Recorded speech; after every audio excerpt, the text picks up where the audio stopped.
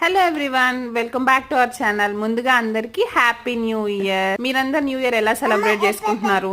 మేమైతే ఇట్లా బొంగులో చికెన్ తోటి మారేడుమిల్లిలో చాలా ఎంజాయ్ చేస్తున్నాం. Fast forward life digital world నుంచి దూరంగా వెళ్ళిపోయి నేచర్ కి దగ్గరగా నేచర్ ని చూస్తూ ఆ మంచుని చూస్తూ లైఫ్ లో ఎంత స్ట్రెస్ ఉన్నా ఏది ఉన్నా కానీ అన్ని మర్చిపోవచ్చు. అంత బాగుంటది అక్కడ నేచర్.